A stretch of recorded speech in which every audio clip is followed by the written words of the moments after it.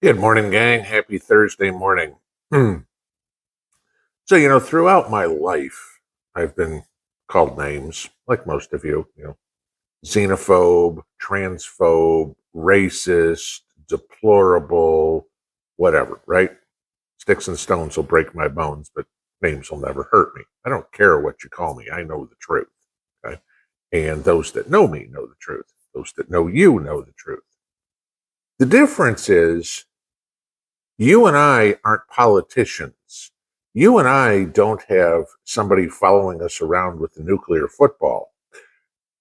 You and I don't have the ability to have all hell rain down on us. After today, would you still refer to President Xi as a dictator? This is a term that you used earlier this year.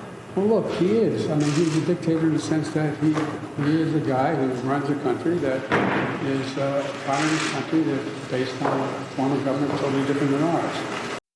Yeah, calling Xi Jinping a dictator in a press conference. That was yesterday. Okay.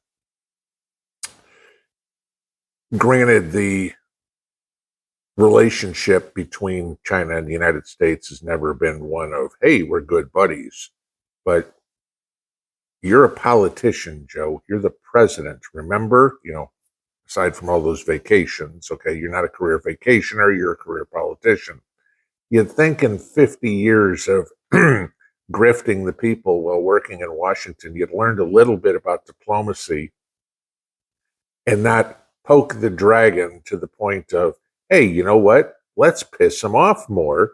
So maybe I can get us in a war. Come on, Joe, you only got a year left of your presidency, and we know you want to somehow cancel next year's elections. So you can keep on the government dole and keep grifting people.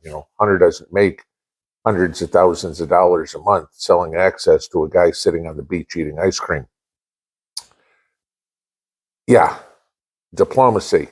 Not exactly what you'd call one of Biden's strong points. Though, in all fairness, I can't think of anything I'd consider one of Joe Biden's strong points. You look at the potential of what can happen. They were talking about Taiwan and China saying they're going into Taiwan, period. This is it. That's what they're going to do. And Biden saying we're backing up our Indo-Pacific allies. All right. Saber rattling. We get that. No problem. The problem is you've got to do it with tact, which is something that Joe has none of. You don't mess around like this. You say things like that in private, Joe, but you don't play poker showing everybody else your cards. That's kind of Joe. So what could possibly happen, and how does this affect you? Well, there was a report that was put out 2 days ago, right, about nuclear war. And this is kind of where I want to take your attention to. Now, granted, this study was on what Russia would do in the way of a nuclear war against the United States.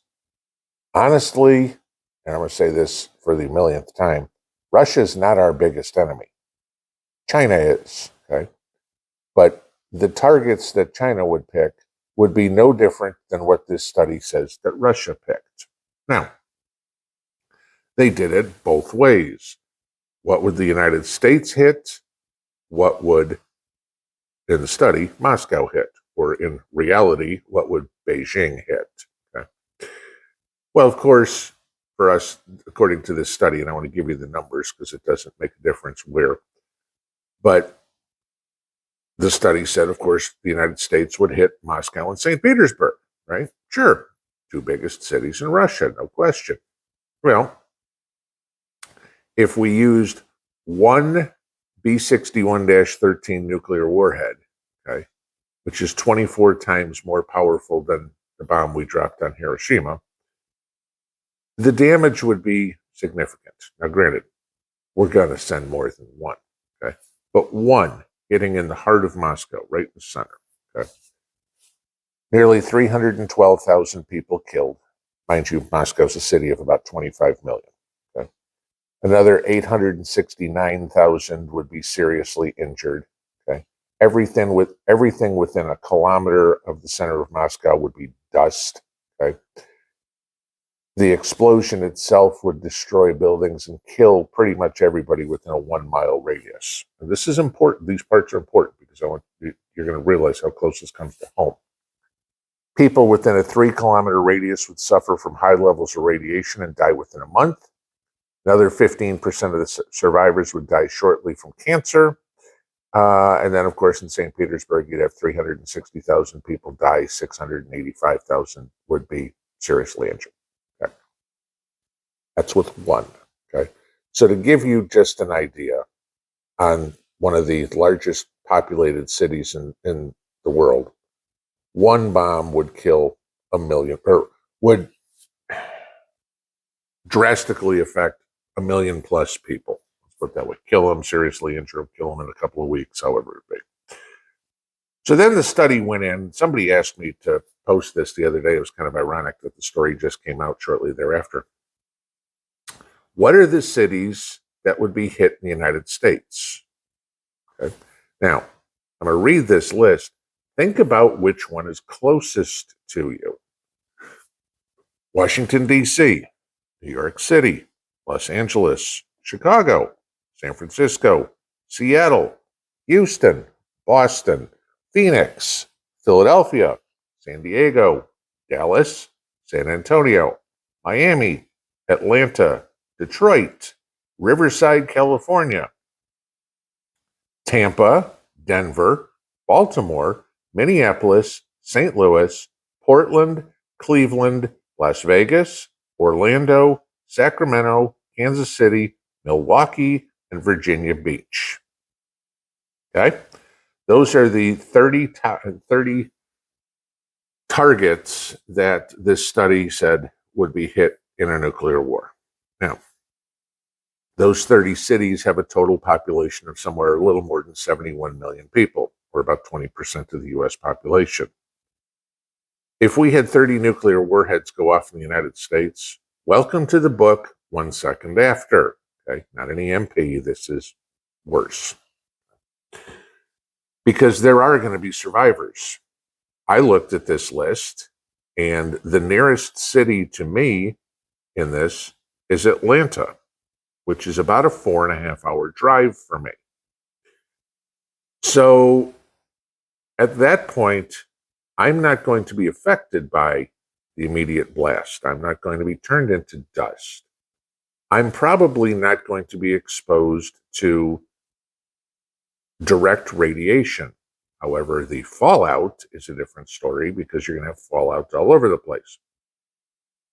But if this was accurate, if this turns out to be true, and there's 30 nuclear missiles sent, and just to give you an idea how this study went, they went off of the 3 nuclear submarines that Russia has with 10 nuclear missiles apiece, and poof, that's where they were coming from. Okay, these weren't ICBMs, these are submarine-launched missiles. Okay, so that means I'm a survivor. Now, depending on where you are, maybe you were vaporized, maybe you've got radiation sickness, maybe you are clean, okay, however it would be, for at least a couple of days, which now gives you time to do whatever you need to do. And we've talked before about creating a safe space, how to find a place in your room where you can wait out the falling of the radiation, so it's not airborne. We've talked about that, like almost like making a safe room.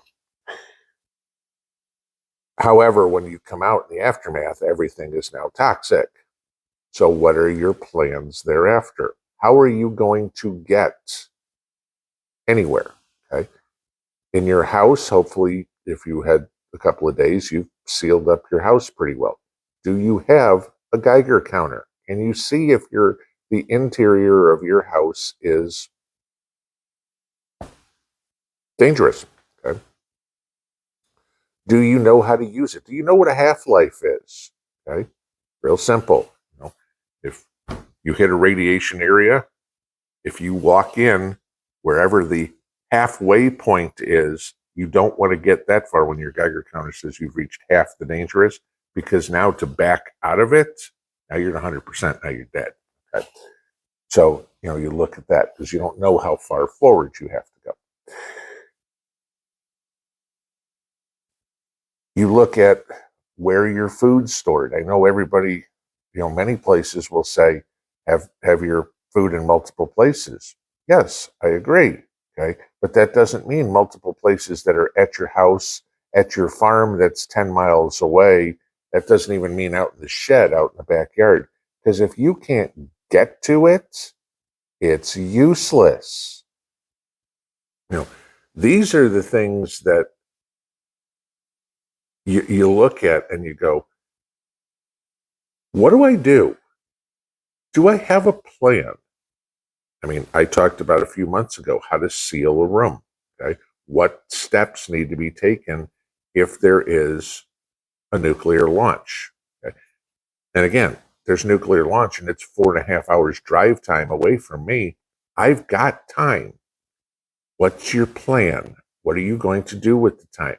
Did you go back and know how to seal up windows, seal up doors, seal up a room, how to have safe water? Do you have everything you need where there's a room in your house, literally, where you can wait it out for the 2+ weeks that you're going to need to before, I won't say it's safe, but before the radiation or radioactive fallout has all fallen?